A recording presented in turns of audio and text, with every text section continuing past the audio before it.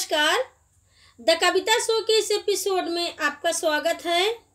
साथियों, साल 2018 जाते जाते एक बहुत बड़ा घाव दे करके गया।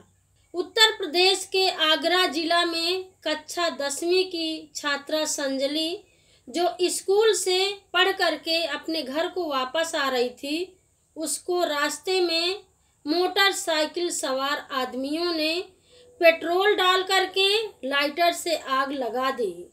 पुलिस ने इस केस का खुलासा किया है।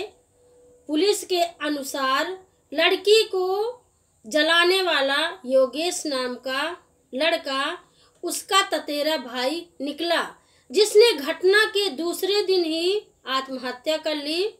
यह भी बताया जा रहा है कि इस घटना में 2 और लोग शामिल थे। एक व्यक्ति है जो वो योगेश के मामा का लड़का है और उसका एक दोस्त है। इन दोनों लोगों को पुलिस ने गिरफ्तार कर लिया है। संजली जब धू धू करके जल रही थी, बचाओ बचाओ की गुहार लगा रही थी, चीख रही थी, उसको बचाने वाला वहां पर कोई नहीं दिखा। हालांकि बताया जा रहा है कि एक बस आई और बस का कंडक्टर और ड्राइवर ने बस में जो मशीन होती है अग्नि नियंत्रण वाली, उससे आग बुझाई और उसको हॉस्पिटल में एडमिट किया। संजली ने अस्पताल में ही अंतिम सांस ली। अब इस घटना ने मुझे हिला करके रख दिया। मैं बहुत दुखी हूँ, बड़ी तकलीफ हो रही है। बहुत संजली की याद आती है तो रोमे रोमे कांप रहे हैं। साथियों, जून 2018 में मैं एक शादी समारोह में शामिल होने गई थी और वहां पर मेरे पैर में खौलता हुआ पानी गिर गया था, जिस वजह से मेरा पैर बुरी तरह से झुलस गया था। देखते ही देखते मेरे पैर में बड़े बड़े फफोले पड़ गए थे। पैर मेरा इतना सूज गया था, इतनी जलन हो रही थी, इतनी जलन हो रही थी कि मेरा खाना पीना सोना सब कुछ हराम हो गया था। मैंने पूरा घर अपने समझिए सिर में उठा लिया था।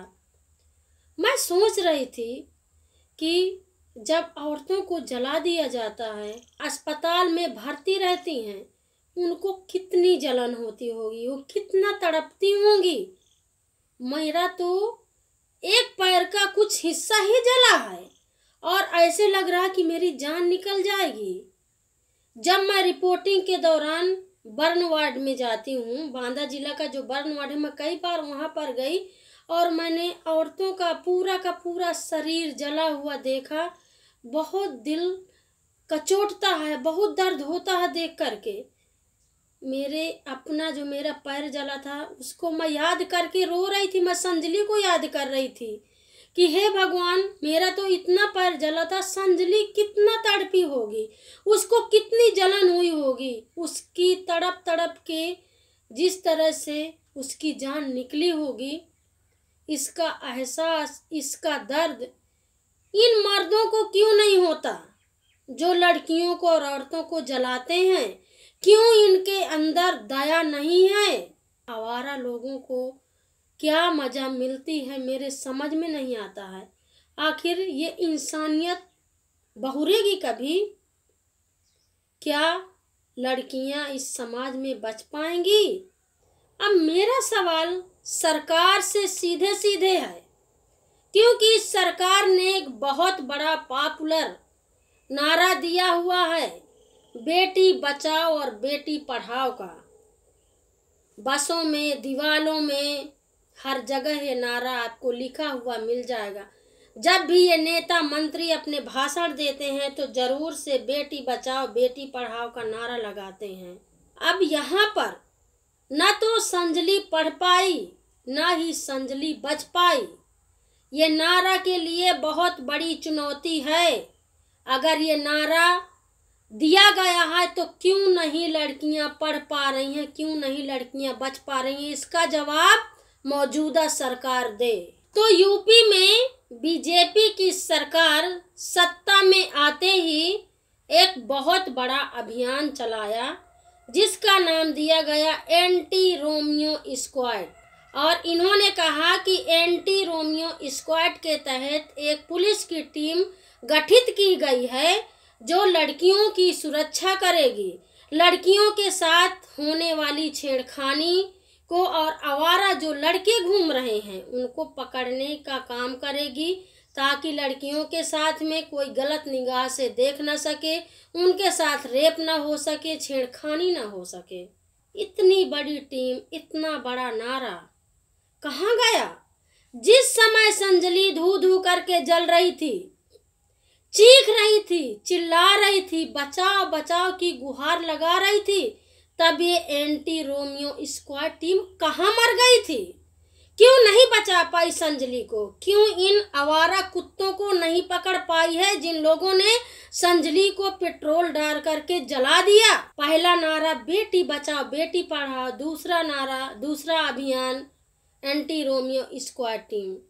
ये दोनों बीजेपी के सत्ता में रहते हुए इतने बड़े बड़े नारा दिए गए, अभियान चलाया गया, दीवालों में, पोस्टरों में, बसों में, हर जगह इन नारों का प्रचार हो रहा है।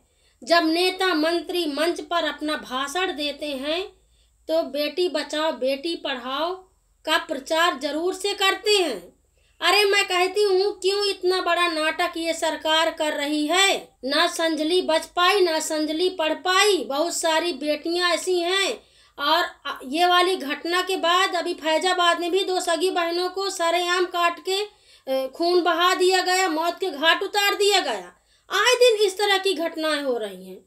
एंटी रोमियो स्क्वाड और बेटी बचाओ बेटी पढ़ाओ नारा की मैं घोर निंदा करती हूँ।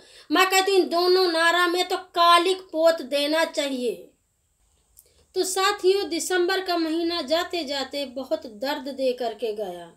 एक वो दिसंबर का महीना 16 दिसंबर 2012 और ये दिसंबर का महीना 18 दिसंबर 2018।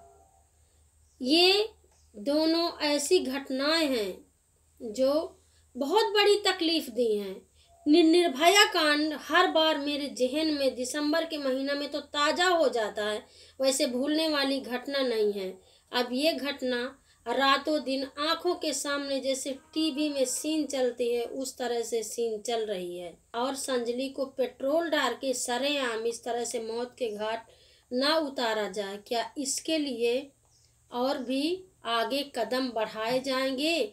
क्या सरकार इस पर कुछ करेगी? क्या ये संसद का मुद्दा बनेगा या ऐसे ही चलता रहेगा? तो साथियों, ये वाला शो आपको कैसे लगा? आप जरूर से अपने सुझाव और टिप्पणी मुझे लिख करके भेजते रहिए। आप मेरे चैनल को सब्सक्राइब करिए ताकि मेरा हर नया शो आप तक पहुंचता रहे।